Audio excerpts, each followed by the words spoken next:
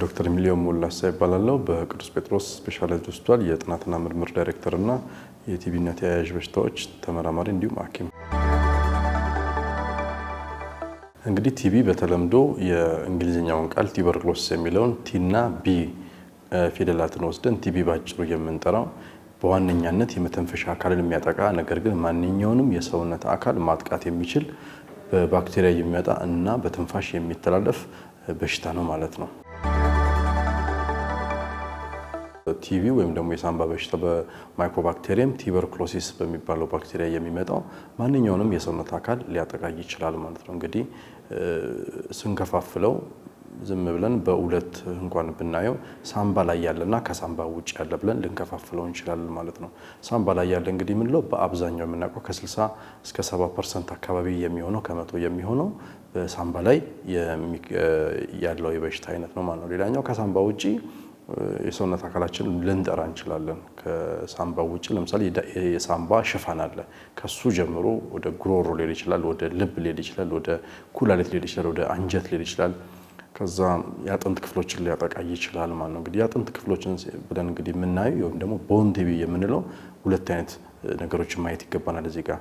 ቲቢ በራሱ እንግዲህ እንደ ሰውነት የበሽታ የመከላከል አቅማችን በሁለት እንከፍለዋለን። በጣም የተባባሰውና መለስተኛው ብለን ልናየው እንችላለን። በጣም የተባባሰው ወይም ደግሞ ሲቪየር ፎርም ኦፍ ቲቢ የምንለው አለ። መለስተኛው ደህናው የምንለው ደግሞ ነን ሲቪየር ፎርም የምንለው አለ። እንግዲህ ሲቪየር ፎርም ብለን የምንጠራው አንደኛው የአጥንት ቲቢ ነው ማለት ነው። የአጥንት ቲቢ ብለን ስናወራ እንግዲህ ሰውነታችን ውስጥ ያለ የአጥንት ማንኛውም ክፍል ሊጠቃ ይችላል ማለት ነው። በዋነኛነት እንግዲህ የአጥንት ቲቢ ብለን የምናስበው በአብዛኛው የሚያጠቃው የጀርባ አጥንታችን ማለት ነው፣ አከርካሪያችንን ማለት ነው። እንግዲህ የዓለም ጤና ድርጅት በ2023 እንደ ፈረንጆቹ አቆጣጠር ባወጣው ሪፖርት መሰረት ማለት ነው ከ1 እስከ 5 ከመቶ የሚሆነው ቲቢ ተብሎ ሪፖርት የሚደረጉ ነገሮች ከቲቢ ጋር የተያያዙ ነገሮች ከ1 እስከ 5 ከመቶ የሚሆነው የአጥንት ቲቢ ነው ማለት ነው። በዋነኛነት ደግሞ ከዚህ ከ70 ከ80% በላይ የአከርካሪያችን የሚያጠቃው ነው ማለት ነው። ብዙ ጊዜ የአከርካሪ ላይ በብዛት ይመጣል እንጂ አጥንት ያለበት የሰውነት ክፍል ሁሉ በቲቢ መጠቃት እድል አለው ማለት ነው። ዋነኛነት ረጃጅም አጥንቶች የምንላቸው ለምሳሌ የእግራችን የእጃችን ተከፋፍሎ የሚመጣል አይደለም እግራችን ላይ መቆም የተለያዩ የእንግሊዘኛ አጠራር አላቸው። ቲቢያ፣ ፊቡላ፣ ፊመር እነዚህ የምንላቸው አጥንቶች አሉ። ዋናዋና ትልልቅ ረጃጅም የምንላቸው አጥንቶች ማለት ነው። ከዛ ጋር በተያያዘ እንግዲህ ከአጥንት አንድ አጥንት ከሚቀጥለው አጥንት ጋር ሊገናኝ ሲል እንግዲህ መገጣጠሚያ ቦታዎች አሉ፣ ጆይንት አለ። እነዛንም ይጨምራል ማለት ነው። ማይኮባክቴሪየም ቱበርኩሎሲስ እጅግ በጣም ደካማ የሆነ ባክቴሪያ ነው። እንደ ደካማነቱ ግን አይደለም። እኛ የበሽታ የመከላከል አቅም ሲደክም ምንድነው የሚያደርገው? ማንኛውንም የሰውነት ክፍል ያጠቃል። ሲያጠቃ እንግዲህ ለምሳሌ ሳምባን ያጠቃል ብንል እንግዲህ አንድ ሰው የበሽታ የመከላከል አቅሙ ጠንካራ ከሆነ ያስላል፣ ትኩሳት ይኖረዋል፣ ያለባል፣ የምግብ ፍላጎት ይቀንሳል። ይሄ ምን ማለት ነው? ሰውነታችን ምልክት እየሰጠን ነው። በሆነ ተወረር ያለው ሰውነት ጥቃት ደርሶበታል፣ ስለዚህ ራስን ተከላከል ያለ ምልክት እየሰጠን ነው። የበሽታ የመከላከል አቅማችን ግን ሲቀንስ እነዚህ ምልክቶች አይኖሩም። ይሄ እንግዲህ አንድ ጤናማ ሰው የምንለው ሳምባው ላይ ሲመጣ ነው ማለት ነው። እንዳለመታደል ሆኖ ግን ከሳምባ ውጪ ያሉ የሰውነት አካላችን ላይ እነዚህ ነገሮች ሲመጡ እንግዲህ ምልክት ላናገኝ እንችላለን። ላናገኝ እንችላለን እንጂ የሚኖርበት አጋጣሚ ይኖራል ማለት ነው። በዋነኛነት እንግዲህ ብዙ ማህበረሰባችን ክፍል ቲቢን የሚስለው ወይም ደግሞ የሳምባ በሽታን የሚስለው በሳል ብቻ ነው። ነገር ግን ከሳምባ ውጪ ያሉ ቦታዎች ላይ ሲመጣ ያንን ጥቃት የደረሰበት የሰውነት ክፍላችን የራሱ የሆነ ምልክት ያሳያል ማለት ነው። ለምሳሌ የአጥንት ህመም ሊሆን ይችላል። አንዳንድ ጊዜ የአጥንት ህመም ከባድ ስፖርት ሰርተን ደክሞን ወይም ደግሞ ተጋጅተን ወድቀን እንደዛ ነገሮች የመቆርጠም የመያዝ ነገር ሊኖር ይችላል። እሱ በህመም ማስታገሻዎች ሊጠፋ ይችላል። የዚህኛው ግን ለየት የሚያደርገው ምንድነው? በህመም ማስታገሻዎች አይጠፋም፣ በሂደት አጥንት ወደ መሰበር ደረጃ ይደርሳል ማለት ነው። ይሄንን ግን ስንላውን የአጥንት ቲቢ ብለን ስናወራ ግን ብቻውን አይመጣም።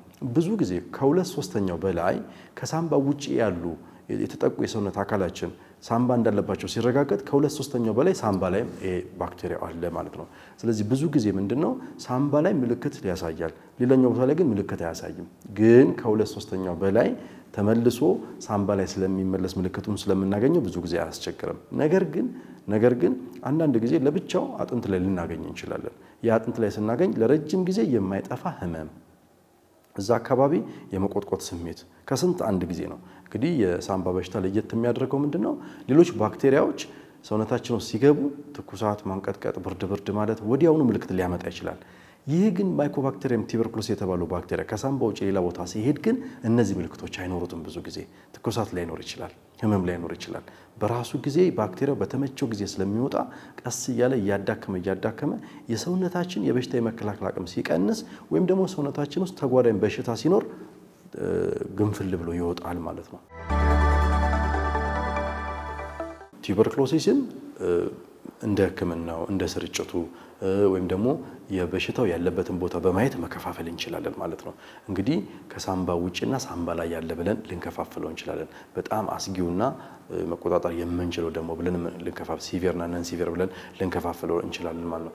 አንዳንድ ጊዜም ደግሞ ምንድነው የሚፈጠረው መሰለሽ መድኃኒቱን ስንሰጣቸው ያለማወቅ ወይም ደግሞ ከመረጃ ክፍተት የተነሳ መድኃኒቱን ተሽሎኛል ብሎ ሊያቋርጡ ይችላሉ። በዛ የተነሳ እንግዲህ መድኃኒቱን የተለማመደና መድኃኒቱን ያልተለማመደ ብለን ልንከፋፍል እንችላለን ማለት ነው። አንዳንድ ጊዜ ደግሞ የሲቪር ብለን ወይም ደግሞ በጣም የተባበሰው የሚያስፈራው ብለን ስናስብ የጭንቅላት ቲቢና የአጥንት ቲቢ ብለን እነሱ ሁለት ልናስገባ እንችላለን ማለት ነው። በዚህ መልኩ ልናየው እንችላለን ማለት ነው። እንግዲህ አንድ ሰው የአጥንት ቲቢ ያለብኝ ብሎ ላይመጣ ይችላል። ቅድም ከላይ ለመጥቀስ እንደሞከርኩት እንግዲህ እያንዳንዱ ሰው የአጥንት ቲቢ ብቻውን ሆኖ አይመጣም። ከ2/3 በላይ ይሄ ማለት እንግዲህ ከ75% በላይ አካባቢ ከአጥንት ተጓዳኝ ሰውነት ውስጥ ቲቢ በሳምባ ላይ ሊገኝ ይችላል ማለት ነው።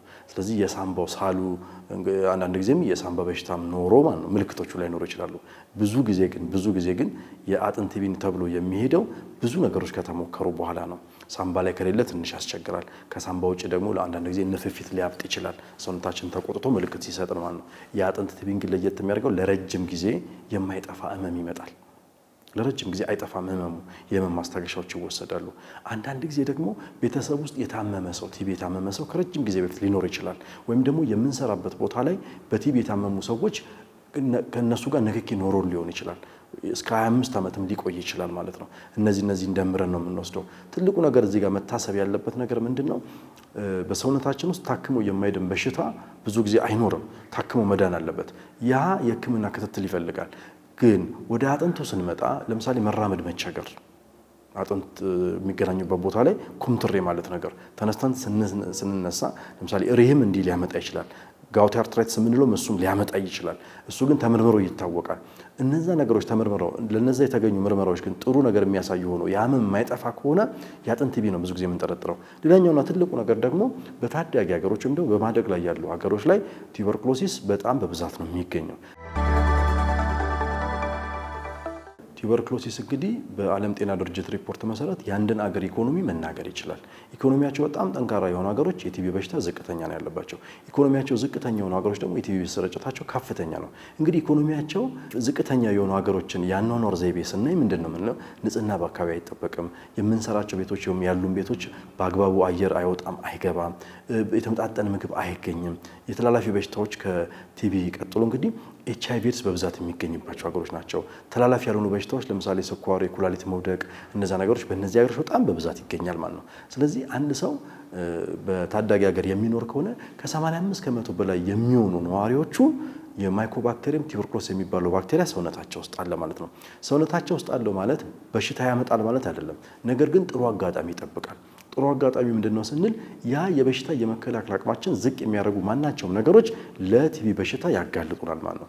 ምንድናቸው እነዚህ የበሽታ የመከላከል አቅማችን ዝቅ የሚያደርጉ ስንል በዋነኛነት እንግዲህ ቱበርኩሎሲስ ከዛ ጋር በጣም ዝምድና ያለው ኤችአይቪ ኤድስ ነው። ኤችአይቪ ኤድስ ያለበት ሰው ከሌላኛው ማህበረሰብ ሲወዳደር ከ40% በላይ ከ40 እጥፍ በላይ የመያዝ ዕድል አለው ማለት ነው። ኩላሊት ሬናል ፌለር ምንለው ኩላሊት የወደቀ አንድ ታካሚ በቲቢ የመያዝ ዕድሉ ከዛኛው ጋር ስናወዳደር ከ30 እጥፍ በላይ የመያዝ ዕድል አለው።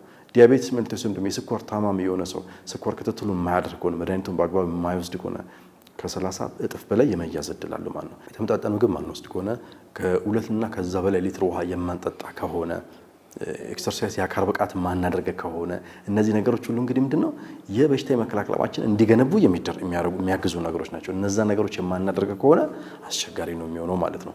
ሌላኛው ተጓዳኝ በሽታዎች ከኤችአይቪ ኤድስ ቀጥሎ ከዲያቤቲስ ወይም ደግሞ የደም ግፊት፣ የስኳር መጠን ከነዛ እነሱን ደግሞ ሌሎች ቦታዎች ደግሞ ስንሄድ ሰውነታችን ውስጥ በተፈጥሮ አንዳንድ ጊዜ የበሽታ የመከላከል አቅማችን ዝቅ ይላል ማለት ነው። ስለዚህ ይነሳል ማለት ነው። እነዚህ ነገሮች ከመምጣታቸው በፊት እንግዲህ አኗኗራችንን ማስተካከል፣ የአኗኗር ዘይቤያችን በሽታ ካለ እነዛን በሽታዎች መታከም መቆጣጠር ክትትል የሚያስፈልጋቸው ነገሮች ካሉ መድኃኒት አለማቋረጥ የሕክምና ባለሙያዎችን ማማከር ይጠይቃል ማለት ነው። ብዙ ጊዜ እንግዲህ አንዳንድ ታካሚዎቻችን ለሳል ለረጅም ጊዜ 2 ሳምንትና ከዛ በላይ ምልክት ካላቸው የምግብ ፍላጎት መቀነስ መድከም በፊት ሲሰሩት የነበረውን ስራ ለመስራት መቸገር ነገሮች ሲያጋጥማቸው ምንድነው የሚደረገው ለምርመራ ይመጣሉ። ለምርመራ ሲመጡ እንግዲህ እነሱ ብዙ ጊዜ አስበው የሚመጡት እንግዲህ ሳል ስላላቸው የሳምባ በሽታ ነው ብለው ነው የሚመጡት። የሳምባ በሽታ ብለው ሲመጡኛ ጋር ኤችአይቪ ኤድስም አብረን እንመረምራለን። ምክንያቱም ለቲቢ ሕክምና የመጣ ኤችአይቪ ኤድስን ይመረምራል፣ ለኤችአይቪ ኤድስ ሕክምና የመጣ ቲቢን ይመረምራል። ምክንያቱም ሁለቱም በጣም ነው የሚደጋገፉት። ስለዚህ ስንመረምር ሁለቱንም አንድ ጊዜ የምናገኝበት አጋጣሚ ይኖራል ማለት ነው። እንግዲህ ስለዚህ ቅድሚያ ቱበርኩሎሲስ ወይም ደግሞ ቲቢውን እናክምና ወደ ኤችአይቪ ኤድስ እንሄዳለን ማለት ነው። ሌላኛው ደግሞ እንደ ኤችአይቪ ኤድስ ክትትል ኤችአይቪ ኤድስ ሕክምና ክትትል ላይ ያሉ ህሙማን በመሃል ቱበርኩሎሲስ ሊይዛቸው ይችላል። ስለዚህ ኤችአይቪ ኤድስ ትሪትመንቱን ወይም ደግሞ ሕክምናውን እየቀጠሉ የቲቢ ሕክምናውንም በዛው ይጀምራሉ ማለት ነው። ብዙ ጊዜ የሚያስቸግረን እንግዲህ ለቲቢ የምንሰጠው ሕክምናና ለኤችአይቪ ኤድስ የምንሰጠው ሕክምና መድኃኒቶቹ አንዳንድ ጊዜ የመገናኘት ነገር አላቸው። እሱን አሬንጅ እናደርጋለን። በማንኛውም መልኩ ግን ሲመጡ ሁለቱንም አንድ ላይ ማከም እንችላለን፣ ክትትል ውስጥ እናስገባቸዋለን። የስኳር ታማሚዎችም እንግዲህ ለስኳር ሕክምና ክትትል መጥተው በዛውም የቲቢም ምርመራ በምልክት ብቻ እንለይላቸዋል ማለት ነው። የስኳር ታማሚ ሆነው ቲቢም ከተገኘባቸው ሁለቱንም ሕክምናውን እናስቀጥላለን ማለት ነው። ብዙ ጊዜ ግን እኛም ጋር ታካሚዎች አሉ እንደዚህ ተጓዳኝ በሽታ ያላቸው ታካሚዎቻችን የቲቢ ሕክምናቸውን ምንም ሳያቋርጡ ያኛውንም ሳያቋርጡ ሁለቱንም ማስኬድ ይችላሉ ማለት ነው። እንግዲህ 3 ነገሮችን እዚህ ጋር እናያለን። ከእድሜ ጋር የተያያዙ ነገሮች አሉ። ህፃናት እንግዲህ እንደተወለዱ እናት ጡት ወተት መጥባት አለባቸው በተለይ እስከ 2ኛ ዓመታቸው ድረስ ማለት ነው። እንግዲህ እስከ 2ኛ ዓመታቸው የእናት ጡት ወተት ይጥቡ ስንል በምክንያት ነው። ምክንያቱ ምንድነው? እናት ምግብ ብቻ ሳይሆን የምትሰጠው የበሽታ የመከላከል አቅምን ነው። ህፃናት እንግዲህ እስከ 7 ዓመታቸው ድረስ የእናታቸውን የበሽታ የመከላከል አቅም ነው የሚጠቀሙት፣ የራሳቸውን አያዘጋጁ ማለት ነው። ከላይ ቅድም እንደጠቀስኩልሽ 85% የሚሆነው የታዳጊ ሀገሮች ውስጥ ያለው ነዋሪ ማይኮባክቴሪየም ቱበርኩሎሲስ የሚባለው በሰውነታቸው ውስጥ አለ ማለት ነው። ስለዚህ ህፃናት የበሽታ የመከላከል አቅማቸው ገና እያደገ ስለሆነ ለበሽታ የመጋለጥ እድል አላቸው ማለት ነው። እንግዲህ ቢሲጂ ብለን በአሲዲክ አልቤንቴጉሬን የምንለው ክትባት አለ። እሱን እንሰጣለን። እንግዲህ እሱ ከቲቢ አይከላከልም። ነገር ግን ምንድነው ምን አይነት ቲቢ ነው የሚከላከለው ነው። ሲቪየር ፎርም ቀድም ያልኩሽ በጣም አስጊው የጭንቅላት ቲቢን እና የአጥንት ቲቢን ለመከላከል ይረዳቸዋል ማለት ነው። ስለዚህ ህፃናት መከተብ አለባቸው፣ ጡት በደንብ መጥባት አለባቸው። ይሄ ምንድነው የሚያመለክተን ህፃናት ተጋላጭ እንደሆነ ያሳየናል ማለት ነው። ወደ አዋቂዎች ደግሞ ስንመጣ እድሜያችን በጨመረ ቁጥር የበሽታ የመከላከል አቅማችን ከፍ እያለ ይመጣና እንደገና መልሶ የመውረድ ነገር አለ ማለት ነው። ስለዚህ በእድሜ የገፉ አዛውንት እናት አባቶቻችን እነሱም ተጋላጭ ናቸው ማለት ነው። በታዳጊ ሀገር ብቻ በመኖራቸው እነዚህ ነገሮች አሉ ማለት ነው። ሌላኛው እንግዲህ ተጓዳኝ በሽታዎች ሰውነታቸው ውስጥ ያሉት ማለት ነው። ተጓዳኝ በሽታዎች ሰውነታቸው ውስጥ ያሉት ቅድም ለመጥቀስ ሞክረናል። ኤችአይቪ ኤድስ፣ ስኳር፣ ደም ግፊት፣ የኩላሊት መውደቅ እነዛ ነገሮች እንደ ምክንያት ይጠቀሳሉ። ሌላኛው ደግሞ አኗኗራችን ነው። እጅግ በጣም በተፋፈገ የአኗኗር ዘይቤ ካለን መስኮትና በር የማንከፍት ከሆነ አየር በደንብ የማይገባ ከሆነ አንድ አይበለውና ማይኮባክቴሪየም ቱበርኩሎሲስ ሰውነት ውስጥ ያለ ሰው ሲያስና ሲያስነጥስ ቢያንስ አንድ ሰው 8 ሰው የማስያዝ ችሎታ አለው ማለት ነው። አንድ ሰው ማሳል ጀመረ ማለት እንግዲህ ወደ ኋላ እና ወደፊት ቀኖቹን እንኳን ለ3 ወር ማስተላለፍ ይችላል ማለት ነው። ወደ ኋላ 2 ወር ብንሄድ ወደፊት 1 ወር እንግዲህ የመጀመሪያው መድኃኒት ወስደው እንግዲህ ለ6 ወር ነው የምንሰጣቸው። የመጀመሪያው 2 ወር በጣም ጥንቃቄ የሚፈልግበት ወር ነው። ስለዚህ የመጀመሪያ ምልክት ተሰጥቷቸው በ14 ቀን ውስጥ ይሻላቸዋል ተብሎ ይታሰባል። ሰውነታቸው ውስጥ ያለው ባክቴሪያ ይጠፋል ብለን እናስባለን። ወደ ኋላ ደግሞ እንግዲህ ስንሄድ ከ2 ወር በላይ ያስተላለፈ ይቆያል ማለት ነው። ስለዚህ ቲቢ ያለበት ማንኛውም ሰው በዛ አካባቢ ያሉ ሰዎች ጥንቃቄ ካላደረጉ ይተላለፋል ማለት ነው። የሕክምና ተቋማትም የሚሰሩ በዚህ ሙያ ላይ ያሉ ባለሙያዎችም እንግዲህ ከተገቢውን ጥንቃቄ ካላደረጉ እነሱም የመያዝ እድላቸው አለ ማለት ነው። በአጠቃላይ ለምሳሌ ከተማችን ውስጥ ያለ አውቶቡስ ወይም ደግሞ ሰርቪስ ወይም ደግሞ ታክሲ መስኮትና በር በሙሉ ግጥም ተደርጎ አንድ ሰው የሚያስል ሰው ካለና ያ ሰው እንደው አይበለውና ማይኮባክቴሪየም ቱበርኩሎሲስ የሚባለው ባክቴሪያ ሰውነት ውስጥ ካለ ሁሉ ነገር ተዘግቷል። ስለዚህ ማይኮባክቴሪየም ቱበርኩሎሲስን ወደ ሰውነታችን ይዘን ልንሄድ እንችላለን ማለት ነው። ስለዚህ አየር በደንብ መኖር ከሌለ፣ ብርሃን በደንብ ከሌለ፣ አንድ ሰው አስሎ በየመንገዱ የሚተፋ ከሆነ ወይም ደግሞ ሲያስለው በእጁ ይዞ እንደሆነ ሌላ ሰው የሚጨብጥ ከሆነ መጠኑ ይነስ እንጂ የመተላለፍ እድል አለው ማለት ነው። እነዚህ ነገሮች ተደማምረው እንግዲህ ቱበርኩሎሲስ ለመተላለፍ አመቺ ሁኔታዎች ይፈጠሩለታል ማለት ነው። ይሄ እንግዲህ ከሰው ሰው ይለያያል። የእያንዳንዱ ሰው እንግዲህ ተፈጥሮ ያገኘው የበሽታ የመከላከል አቅም ምን ያህል ነው የሚለውን ነገር ልናየው ይገባናል ማለት ነው። ከላይ ለመጥቀስ እንደሞከርኩት ከ85 ከመቶ በላይ የሚሆነው የታዳጊ ማህበረሰብ ማይኮባክቴሪየም ቱበርኩሎሲስ የሚባለው ሰውነታችን ውስጥ አለ። ይህ እንግዲህ አጋጣሚ ነው የሚጠብቀው። አጋጣሚ እንግዲህ ከሰው ሰው ይለያያል። መቼ ነው የመጀመሪያ ምልክት የምናየው የሚለው ኢንኩቤሽን ፔሪድ ወይም ደግሞ ባክቴሪያው ሰውነታችን ውስጥ ገብቶ የመጀመሪያው ምልክት እስኪመጣ ድረስ ያለው ነገር ከሰው ሰው በጣም ይለያያል። ብዙ ጊዜ ግን እንዳልኩሽ እንግዲህ አንድ ሰው ዛሬ ሳል አለበት ብለን የመጀመሪያው ሕክምና እስኪያገኝ ድረስ 14 ቀን አለ። በ14 ቀን ውስጥ እስከ 14 ቀን ሊያስተላልፍ ይችላል ማለት ነው። ከዛ ደግሞ ወደዚህ ስንመጣ ወደ 2 ወር አካባቢ ይሄ ሰውዬ የማስተላለፍ እድል አለው። በእነዛ ጊዜያት ውስጥ እንግዲህ የመጣ ለምሳሌ ኤችአይቪ ኤድስ ያለበት ሰው ኤችአይቪ ኤድስ ከሌለበት ሰው ሲወዳደር ኤችአይቪ ኤድስ ያለበት ታካሚያችን ወይም ህሙም ይሄ ነገር ቶሎ ወደ በሽታ ሊቀየርበት ይችላል ማለት ነው። በጣም ስፖርት የሚሰራ በጣም የተመጣጠነ ምግብ የሚያገኝ ውሃ በደንብ የሚጠጣ ሌሎች ተጓዳኝ በሽታዎች የሌሉበት ሰው ደግሞ የበሽታ የመከላከል አቅሙ ጥሩ ነው ተብሎ ይታሰባል ማለት ነው። ስለዚህ ይሄ ነው ተብሎ በዚህ ቀን ይመጣል ተብሎ የተቀመጠ ነገር የለም። ግን እንደ አጠቃላይ ሲታይ ግን በነዛ የጊዜ ርዝማኔና እጥረት ውስጥ እናገኘዋለን ማለት ነው። እንግዲህ አንድ ሰው ማይኮባክቴሪየም ቱበርኩሎሲስ አለበት ብለን ለመወሰን ብዙ ምርመራዎች ያስፈልጉናል። እንግዲህ በህክምናው ላይ ብዙ አማራጮችን እንጠቀማለን ማለት ነው። አንድ ታካሚ ወደኛ ሲመጣ ሁለት ነገሮችን እንጠይቃለን። ሳል አለ ወይ ወይም የለህም የሚለው ነገር። ሳል አለኝ ብሎ ደግሞ ከተናገረ ለምን ያህል ጊዜ አለ? ብዙ ጊዜ የቱበርኩሎሲስ ምልክቶች ከ2 ሳምንትና ከዛ በላይ የማይድን ብዙ ጊዜ ወይ ጤና ጣቢያ ሆስፒታል ወይም ደግሞ የግል ክሊኒኮች ሄደን ሳል ሲኖረን የሚሰጥ መድኃኒት አለ። እነዛ መድኃኒቶች በ72 ሰዓት ውስጥ መፍትሄ ማምጣት መቻል አለባቸው። ቲቢ ካልሆነ ማለት ነው። ቲቢ ከሆነ ግን መልስ አያመጣም። ስለዚህ 2 ሳምንትና ከዛ በላይ ሳል ካለ፣ ትኩሳት ካለ፣ ምግብ ፍላጎት ከቀነሰ፣ ክብደት ከተቀነሰ፣ ሌሊት ማላብ ካለ፣ ትንፋሽ ማጠር ካለ፣ መድከም ካለ እነዚህ ነገሮች በሙሉ ተደምረው ቲቢ ምናልባት የታካሚ ሊኖርበት ይችላል ብለን እናስባለን ማለት ነው። እንግዲህ በታሪክ በሚሰጠን ታሪክ መሰረት እነዛ ነገሮች ደምረን ቀንሰን አውጥተን አወርደን ወደ ቲቢ የሚወስዱ ነገሮችን መዝግበን እንይዛለን ማለት ነው። ያ መዝግበን የያዝነው ነገር እንግዲህ ብዙ ጊዜ እንግዲህ በከተማ ያ ነገር ሊኖር ይችላል። ምርመራዎቹ ብዙ ጊዜ ሊኖሩ ይችላሉ። ወደ ራቅ ካለ ወደ ከከተማ ውጭ የሆነ ቦታ ላይ ግን በዚህ በነገረን ነገር ተነስተን ወደ ህክምና ልንሄድ እንችላለን። ወደ ምርመራው ደግሞ ስንመጣ እንግዲህ አንዳንድ ጊዜ ተጓዳኝ በሽታ ከሌለ በስተቀር ለቱበርኩሎሲስ የምናደርጋቸው ምርመራዎች በአብዛኛው ይታወቃሉ። የደረት ራጅ ሊያስፈልገን ይችላል። የደረት ራጅ እንግዲህ ግራና ቀኝ ሳምባ አለ። እዛኛው ላይ ምልክቶች አሉ። ያበጠ እንደ ክብ ነገር ሆኖ የሚመጣ ውሃ የቋጠረ የደም ስሮች በጣም የሚታዩበት ሊኖር ይችላል ማለት ነው። ከዛ ደግሞ አክታ ሳል ካለው አክታ ሊኖር ይችላል። አክታ ካለው ደግሞ አክታውን በሶስት መልኩ እንመረምራለን። የመጀመሪያው እንግዲህ በቀጥታ አክታውን አዘጋጅቶ በማይክሮስኮፕ በማየት ማለት ነው። ስለዚህ እዛኛው ላይ በሚሊሜትር ላይ ያሉ የባክቴሪያ ቁጥሮችን እንወስዳለን ማለት ነው። ባክቴሪያው በሚሊሜትር በብዛት ከተገኘ በጣም ተላላፊ ነው። ዝቅተኛ ከሆነ ግን ይተላለፋል፣ ግን ደካማ ነው ማለት ነው። ከዛ ደግሞ ወደ ጂን ኤክስፐርት የምንለው በጣም የሚገርም ማሽን እስከ ዲኤንኤ አርኤንኤ ድረስ ሄዶ መመርመር የሚችል ዘመናዊ ማሽን አለ ማለት ነው። እንግዲህ እሱ ዘመናዊ ማሽን ባክቴሪያው አለ ወይም የለውም የሚለው በተጨማሪ ባክቴሪያው ለመድኃኒት የሚሰጠው ምላሽ መድኃኒቱን የተለማመደ ነው ወይስ ያልተለማመደ ነው ብሎ ሊነግረን የሚችል የሚገርም ማሽን ነው። ሶስተኛውና የመጨረሻው ደግሞ እንደ ሁሉ ነገር ብናጣ ግን በጣም እጅግ የሚመረጠው ጊዜ ቢበላም ጊዜ ቢያስፈልገው ካልቸር የምንለው ነገር አለ። ይሄ ምንድነው?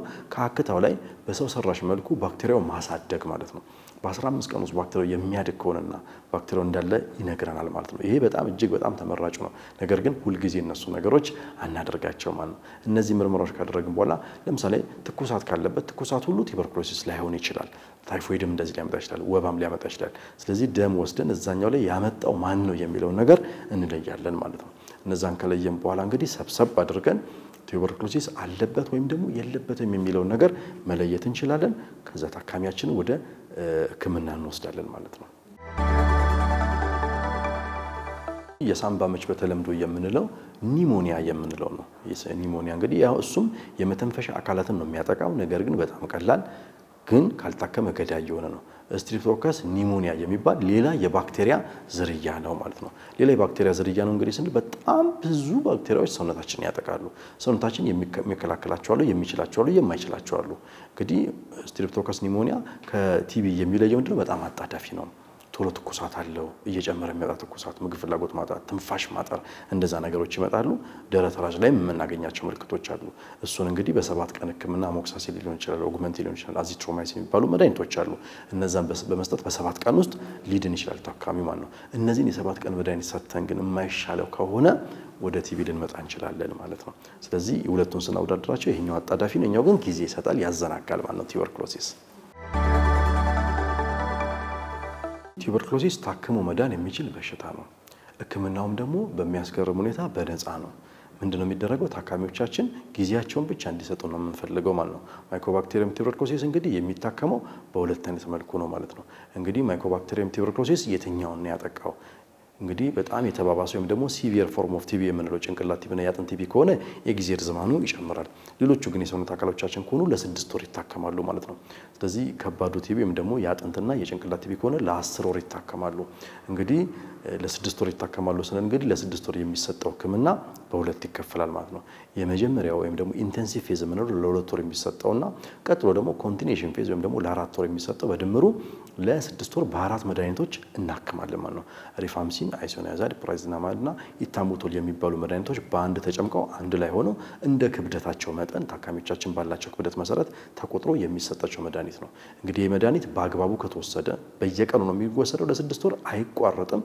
ታካሚዎች መድኃኒታቸውን ለቤታቸው ይዘው አይሄዱም በጤና ባለሙያ ፊት ለፊት እንዲውጡ እየተደረገ ዳይሬክትሊ ኦብዘርቨር ቴራፒ ዲኦቲ የምንለው እጅግ በጣም ጥንቃቄ የሚፈልግ አላፊነት የተሞላበት ከህክምና የዘለለ ትልቅ አላፊነት ያለበት የህክምና አስጣጣለ ይህን በአግባቡ የወሰዱ ታካሚዎቻችን ሙሉ ለሙሉ ይድናሉ ድነውም ምስክር ሆነው እየመሰከሩ ያሉ እያስተማሩ ያሉ አሉ ማለት ነው ወደ ጭንቅላትና ያጥንት ቲቢ ደግሞ ስንሄድ ይሄኛው ትንሽ አስቸጋሪ ነው እንግዲህ በሁለት መልኩ አስቸጋሪ ነው አጥንት እንደምናቀው እጅግ በጣም ጠንካራ የሰውነታችን ክፍል ነው ስለዚህ ያንን አጥንት አልፎ የሚገባ መድኃኒት ማዘጋጀት አለብን ያንን አልፎ የሚገባ መድኃኒት እንግዲህ ወይ መጠኑን ከፍ ማድረግ አለብን ወይም ደግሞ ጊዜውን ማርዘም አለብን መጠኑን ከፍ ካረግነው ጉበትና ኩላሊት ሊነካ ይችላል ጊዜውን ካረዘምነው ግን በአግባቡ መታከም ይችላል ለዛ ነው እንግዲህ ለ10 ወር ያህል እናከማቸዋለን ማለት ነው ያን ነገር ካደረግን በኋላ እንግዲህ አጠቃላይ ለ10 ወር ያኛው 2 ወር ለ1 አመት አጠቃላይ ይታከማሉ ማለት ነው ያንን እንግዲህ ስናከማቸው ሰውነታቸው ውስጥ ያለው ባክቴሪያ አጥንት በጣም ጠንካራ ነው ያንን አልፎ የሚሄድ መድኃኒት ነው የምንሰጠው